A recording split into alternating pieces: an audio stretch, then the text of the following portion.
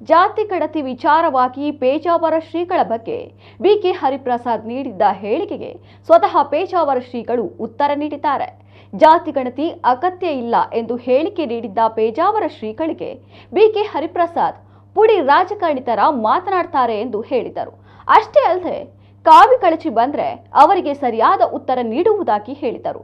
ಇದು ಪೇಜಾವರ ಶ್ರೀಗಳ ಅಭಿಮಾನಿಗಳ ಆಕ್ರೋಶಕ್ಕೆ ಕಾರಣವಾಗಿ ಹರಿಪ್ರಸಾದ್ ರಾಜ್ಯದ ಎಲ್ಲಾ ಹಿಂದೂಗಳ ಕ್ಷಮೆ ಯಾಚಿಸಬೇಕು ಎಂದು ಅಖಿಲ ಬ್ರಾಹ್ಮಣ ಸಭಾ ಒತ್ತಾಯಿಸಿತ್ತು. ಇದೀಗ ಸ್ವತಃ ಪೇಜಾವರ ಶ್ರೀಗಳೇ ಈ ಬಗ್ಗೆ ಪ್ರತಿಕ್ರಿಯೆ ನೀಡಿದ್ದು ಹರಿಪ್ರಸಾದ್ ಹೇಳಿಕೆಯನ್ನ ಖಂಡಿಸಿದ್ದಾರೆ. ಪ್ರಜಾಪ್ರಭುತ್ವ ವ್ಯವಸ್ಥೆಯಲ್ಲಿ ಕಾವಿಧಾರಿ ಮಾತ್ರವಲ್ಲದೆ ಸಾಮಾನ್ಯ ಪ್ರಜೆ ಕೂಡ ಪ್ರಶ್ನೆ ಮಾಡುವ ಹಕ್ಕನ್ನ ಹೊಂದಿದ್ದಾರೆ. ಲೋಕದಲ್ಲಿರುವ ಎಲ್ಲ ಅನಿಷ್ಟಗಳಿಗೆ ಬ್ರಾಹ್ಮಣ ಸಮಾಜ ಕಾರಣ ಎಂದು ಆರೋಪ ಮಾಡ್ತಿದ್ದಾರೆ. ಜಾತಿ ವ್ಯವಸ್ಥೆಯನ್ನ ಅನಿಷ್ಟ ಎಂದಿರುವವರೇ ಅದನ್ನ ಪೋಷಿಸುವ ಕೆಲಸ ಮಾಡ್ತಿದ್ದಾರೆ. ಜಾತ್ಯತೀತ ಎಂದು ಹೇಳಲಾಗುವ ಜಾತಿ ಗಣತಿ ಅಗತ್ಯ ಏನಿದೆ ಎಂದು ಸ್ವಾಮೀಜಿ ಮತ್ತೆ ಪ್ರಶ್ನೆ ಮಾಡಿದ್ದಾರೆ. ಜೊತೆಗೆ ಬಿಕೆ ಹರಿಪ್ರಸಾದ್ ಹೇಳಿಕೆಗೆ ತೀವ್ರ ಅಸಮಾಧಾನ ವ್ಯಕ್ತಪಡಿಸಿದ್ದಾರೆ. ಜಾತಿದಿಂದ ನಾವು ಹೇಳ್ಕೋತಾ ಇದ್ದೇವೆ, ಮತ್ತೆ ಪುನಃ ಇಲ್ಲಿ ಜಾತಿ ಪಂಗಡಗಳ ಲೆಕ್ಕಾಚಾರ ಯಾಕೆ ಅರ್ಥ ಆಗಿಲ್ಲ ಅಂತ ನಾವು ಹೇಳಿದ್ವಿ. ಇದು ತಪ್ಪಂತೆ. ಪುಡಿ ರಾಜಕಾರಣ ಮಾಡ್ತಾ ಇದ್ದಾರೆ.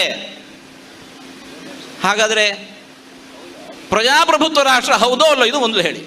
ಇದು ಪ್ರಜಾಪ್ರಭುತ್ವದ ರಾಷ್ಟ್ರ ಹೌದೋ ಅಲ್ಲೋ?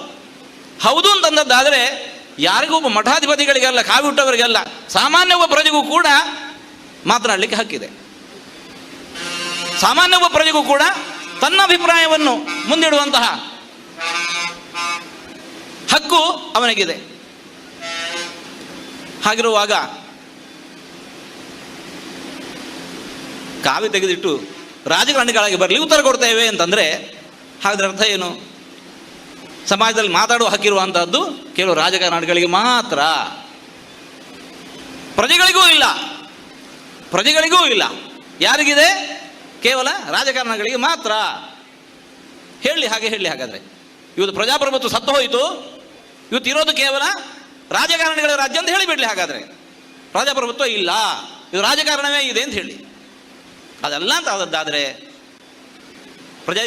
ಈ ಪ್ರಜಾಪ್ರಭುತ್ವ ರಾಷ್ಟ್ರದಲ್ಲಿ ಒಬ್ಬ ಪೀಠಾಧಿಪತಿಗಳಿಗಲ್ಲ, ಸಾಮಾನ್ಯ ಒಬ್ಬ ಪ್ರಜೆಗೂ ಕೂಡ ತನ್ನ ಅಭಿಪ್ರಾಯ ಏನು ಅನ್ನೋದನ್ನು ಸಮಾಜದಲ್ಲಿ ಸ್ಪಷ್ಟಪಡಿಸಲಿಕ್ಕೆ ಅವಕಾಶ ಬೇಕು. ನಾವು ಅಷ್ಟನ್ನೇ ನಾವು ಮಾಡಿದ್ದೇವೆ ಹೊರತು ಮತ್ತೊಂದು ಮಾಡಿಲ್ಲ.